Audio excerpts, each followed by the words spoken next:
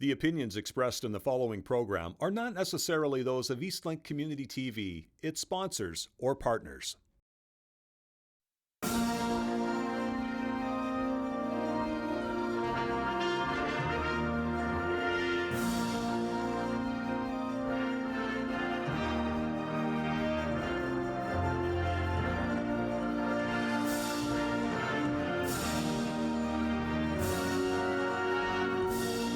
Legends of the Hall here on Eastlink. Curling is the focus today with one of the greatest thirds to ever play the game. We're talking here about a 6-time national and 3-time world champion, actually 7-time national if you include the seniors. This is Kim Kelly, longtime third for Colleen Jones. Welcome to Legends of the Hall. Good to see you, Bruce. Yeah. Glad to be here. We were talking a bit before we came on air. You moved a lot as a kid, but if you want to trace it right back, born in Halifax, right? Mm-hmm. Yeah. Where did you pick up curling? How did that factor into your early life? My parents both curled. Dad was in the military, lived in small radar bases. Very few things to do, rec center, snack bar, curling club. And so I started when I was 8. Love it right away? I did. Yeah. Yes, I had to put 2 feet in the hack and push out. And I remember my first Bondsbill playing like that, and I won a horse painting, and I still have it. And ever since then, I thought this is a good game because you can win prizes. Where right does away. the horse painting hang? It doesn't even hang because it has a little mold on it. It's a bit old, you see. Yeah, yeah. But I rescued it from my mom's house, and it's down in the I Love Me room, we call it, hidden in the basement. But it's going to have a spot soon. I was going to clean it up a bit. Your first curling artifact. Yes. Yeah. Yep. Did you always play the position of third? No. I started out playing front end mostly. I played second, I guess probably many years, and then played lead 1 year, but I'm a terrible lead, so that only happened 1 year. And then I started to play third. I never thought I just didn't think about it, but that was when I was playing with Colleen, I guess our 3rd year together. And we kept getting thirds, or maybe it was longer than that. And we couldn't find the right one. And so she said, well, why don't you play third? And I thought, okay. So that's how it started. History was made. History was made. We'll come back to Colleen in a bit, but first, I'd love to hear, it's fun to hear when you're a little kid and there's so many things you can do and so many things coming at you. It's amazing to find something that you love at an early age and I think stick with it, because kids can be a little fickle. Yeah. What was it about curling that kind of grabbed you and held you? You know, it was, right from the beginning, it was something that I just got. It seemed easy. Now, when I say easy, it obviously wasn't easy. You still have to learn the mechanics of it. But I understood it. It was like something I could, before I even knew what visualization was, it was something I could feel, you know, and I guess that was talent for it, that I didn't realize what that was at the time, but it was like, it kept drawing me back. And I just always, and I was good at it from the beginning, now relatively speaking, given I was thrown with 2 feet in the hack, but kind of, you know, felt like I want to get better at this right from the beginning. I'm not sure about when I was 8, I can't remember that far back, but as far as I can remember, it was always something that I just got. And therefore, I guess you do what you think you're good at, and that's what kept drawing me back to it.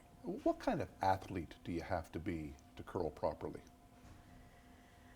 Well, it is a fine motor skill. I mean, a lot of people say it's similar to golf, although the mechanics obviously are very different, but the fact that it's fine motor and tenacious, that's a really good question. I think anyone with any kind of athleticism, it helps to curl, but I think attention to detail, that kind of wanting to be a bit of a perfectionist, you know, like wanting to place that rock on a dime, wanting to keep trying it again and again, like tenacious, you know, like that probably applies to a lot of sports, but even then it has the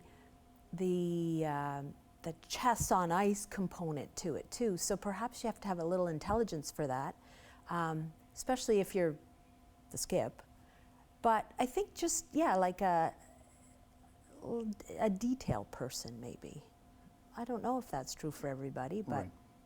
Even the most successful curling teams lose heartbreaking games.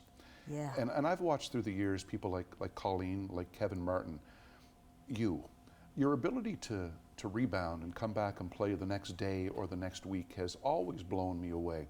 What's your mechanism for being able to put what is in the rearview mirror actually in the rearview mirror? Well, that is a lot of work right there. I think what people don't realize is that's a mental skill.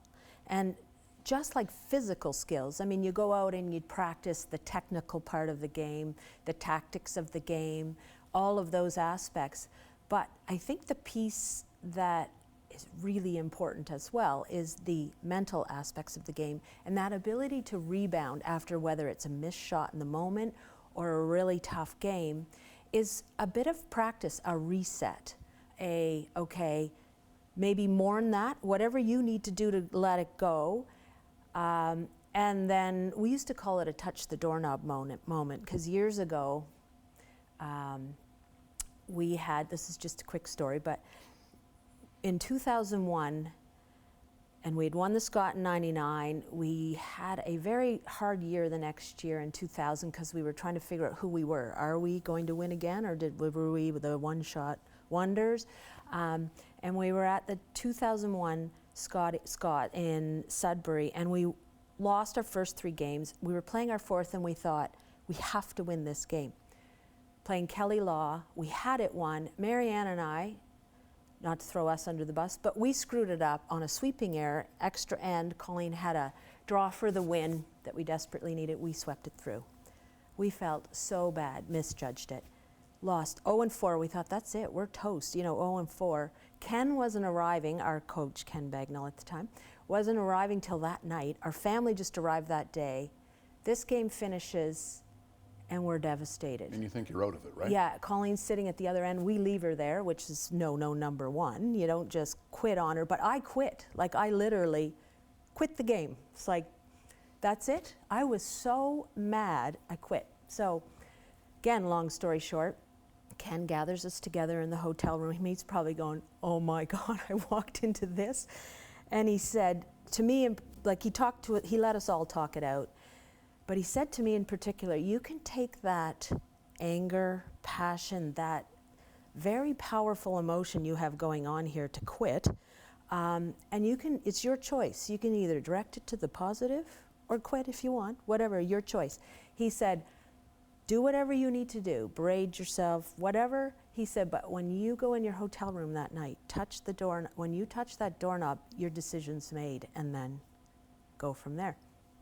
So I made my decision, and the next day, I think I played the best game of my life. And that's the moment that I learned that you have control here.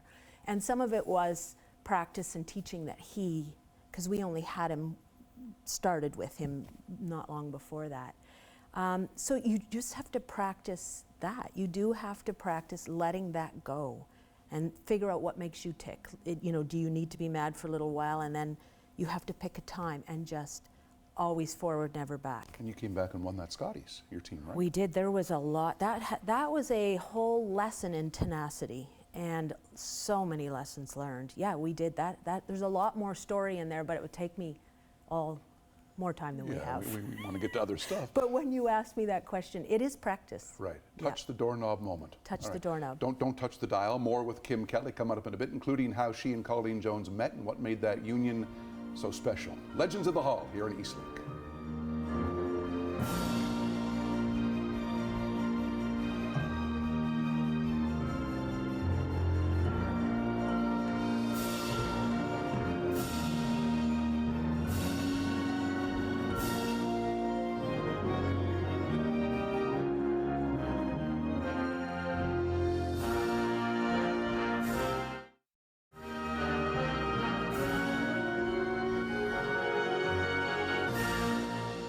Back on Legends of the Hall, speaking with one of the greatest thirds to ever play the game of curling, Kim Kelly, longtime mate of Colleen Jones. What's your first memory of meeting or seeing or knowing about Colleen Jones?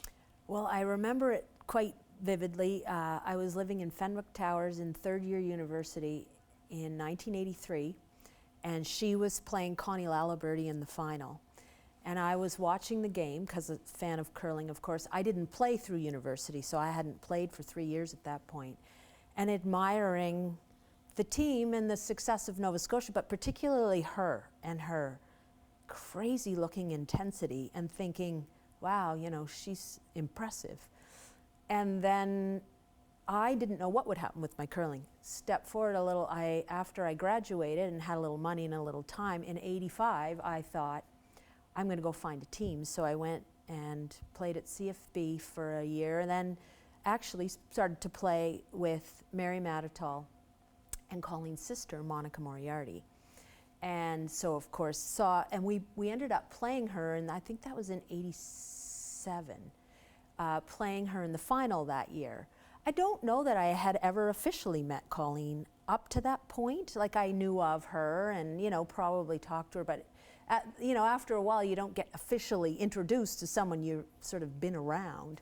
I knew her through her sister, Monica, but played her in the final and was definitely intimidated. She has had, probably more had, she doesn't, obviously she's lost that with me now, but back in the day, such an intimidating presence, because she's so intense. You know, when she's in a place to compete well, in her best competitive self, she's almost a little bit scary, you know, in a good way. Well, she describes her eyes as Rocket Richard eyes. Yeah, right? I like that Colleen, but if you don't know that Colleen is good, you kind of step back a little, because it's like, ooh, not sure what's going to come out of that. So that's kind of my early memories of her, yeah. She at one time, she went through, I think, trying to find the magic potion. She went through a lot of players, a lot of permutation of players. Yeah. And she finally found this magic foursome: Nancy Delahunt at lead, Marianne Arsenault at second, Kim Kelly at third, and Colleen at skip.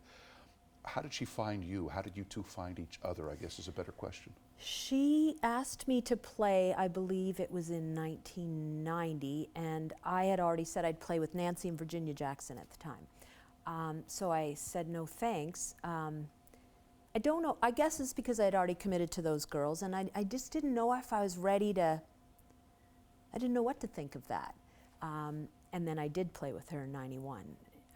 When she asked again if I wanted to play, I thought, okay, you don't pass up this chance, you know, twice. That's not going to happen. So that took us. We got Nancy in '96. Then we went through some thirds there. But I think the problem was, Colleen is an awesome leader, but you have to be a person that is willing to let her lead. She is the boss of the team, and that's okay. That is how we function the best. And I think what would happen is you'd get people on board, and they weren't really willing. I think they thought that was selling their soul a little bit, but they were not getting it, in my opinion. Nancy and I got it. We were like, this woman is brilliant. She knows how to win, and she's going to teach us how to win. We didn't know the things she knew. She just innately had that, and then also had experience.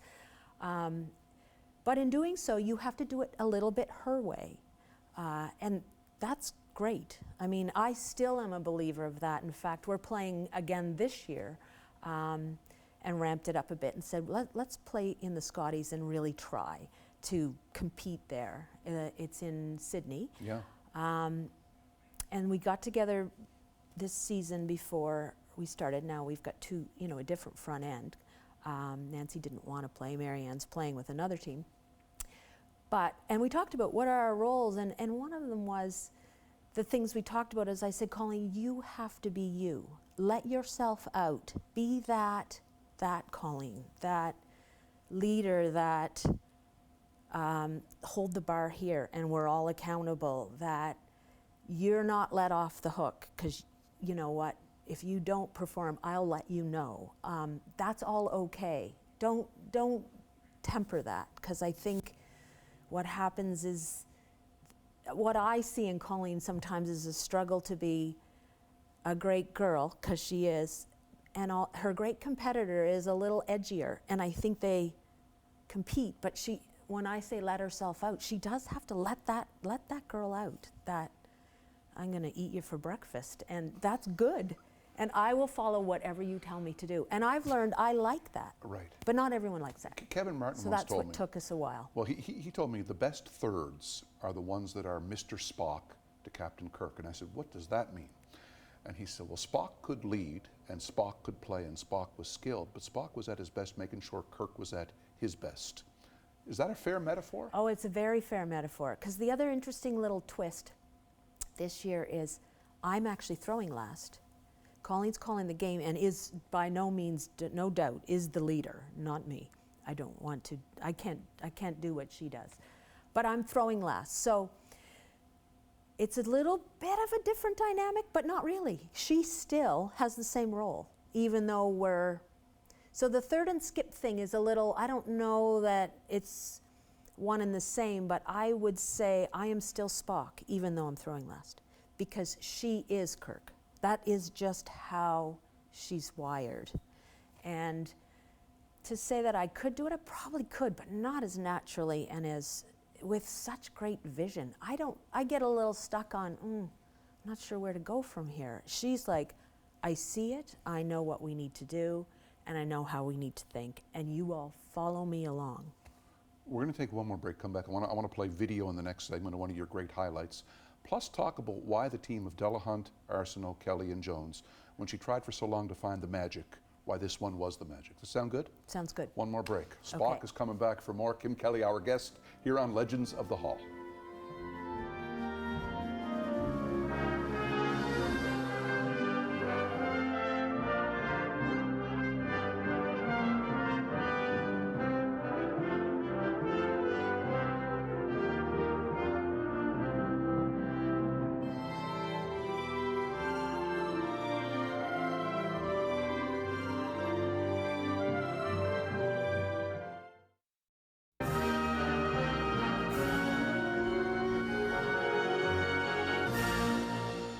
Final segment now, legendary curler from Nova Scotia, Kim Kelly, longtime third for Colleen Jones. We talked before the break about what makes a curling team special. When your team was at its very peak, what made you special?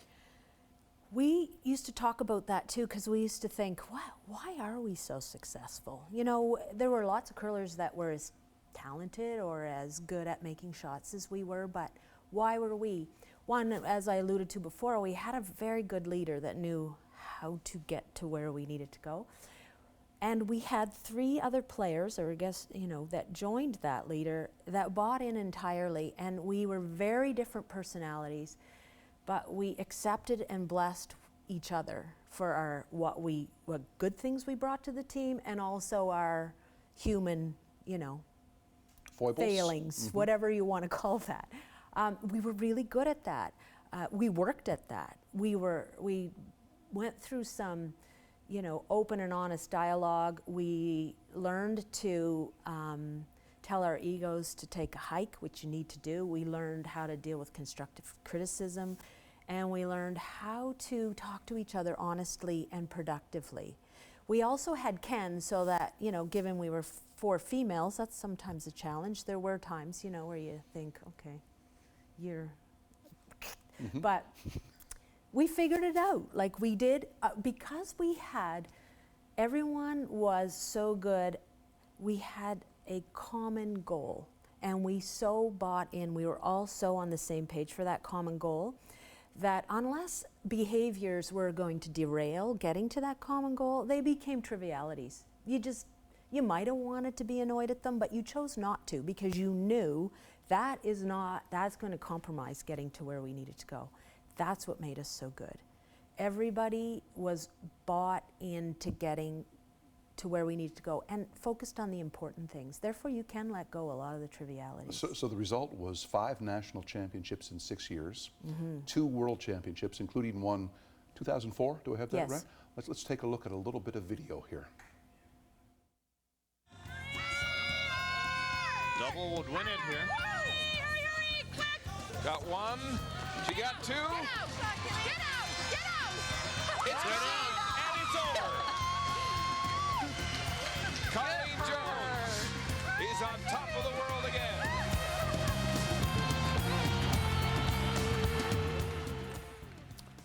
many things nice about that one. One would be, I think, I was in Winnipeg the year before when you guys lost our heartbreaking final to the USA. Yes. And you guys wanted that so bad. Yes. To come back the next year and rebound, you got tears in your eyes watching I that know. right now. Yeah, that meant so much then, clearly means a lot now to win a world championship. Oh, yeah. Yeah. Look, you can't talk, can you? I can. No? I can. Good. I'm good. Yeah. But in terms of like the bounce back ability, that's part of what we're talking about here that makes a team great too, isn't it? Yeah, one of the things that I think was our strength, and then ultimately what led to us probably breaking up, because it's so hard to keep that intensity, is Colleen, again, we would finish, and even if we won a season, say we won the Worlds in 2001, I remember her coming back and going, we won, but we were lucky in a few parts, we can still get better. And you think, oh, I guess that wasn't good enough yet. We got to, ramp her up again. I mean, but that's how you needed to be.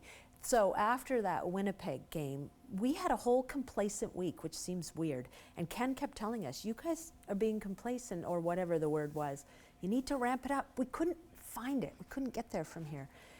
I think it's that losing that slap in the face, it hurts a lot. That hurt a lot. So again, we came back and with more vigor than ever and met on my deck, I still remember, with, okay, there is going to be no stone unturned. We are, and we had already done a lot, obviously, but then we did more.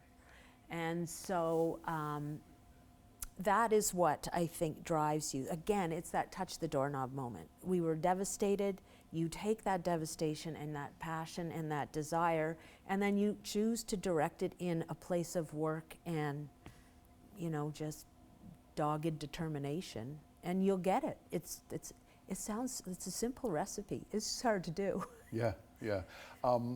In your run as your best team really on the planet, you had that one great chance to make the Olympic Games, and you guys just missed. Yeah. Does that tick you off to this day? Yeah, I guess that's an interesting question. I think when we had our closest chance, was it 2001. I know in my own head, I thought, well, we'll have another chance. So it didn't tick me off as much as it should have. Because by the time it came around again in 2005, yes. That's when we were, I'm going to call it a little bit broken. Like we had put so much effort into 2004 to getting, and I think the carrot was getting a little less shiny. And therefore, little trivialities were creeping in and coming. It was becoming more, we were just getting a little worn out. Like it's hard to keep that here, but then you got to get here, and then you got to get here. So, yeah, I think that's what happened with that. It's to ask the Eagles or the Beatles how tough it is to stay together, right?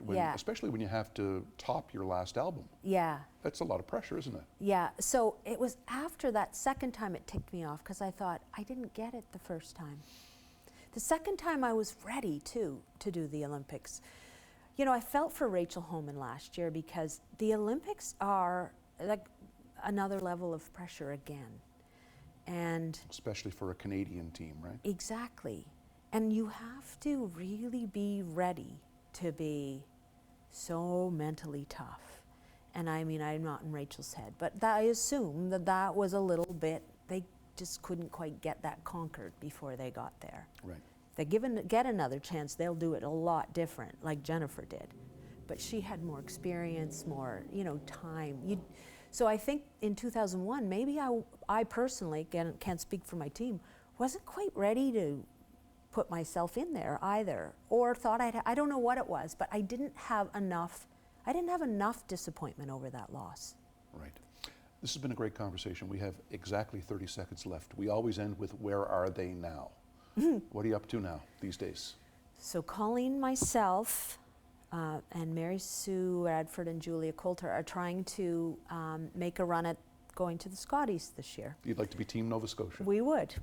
We might be crazy, but that's what we'd like to do. Nancy is enjoying golfing in Florida and said, you guys go ahead.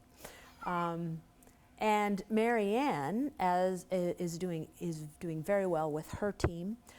Same team as last year with one slight change. And she was third at the Scotties last year, or at the Scotties Nationals last year.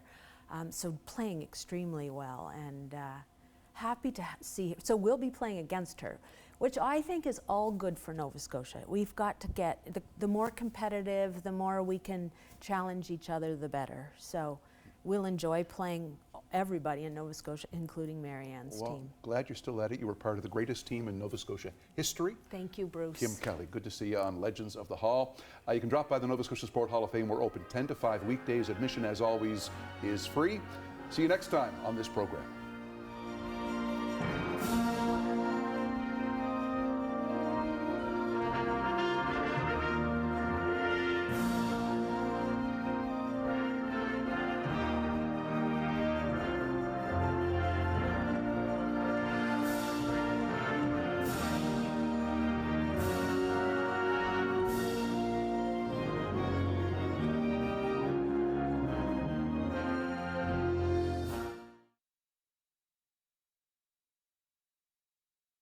Again.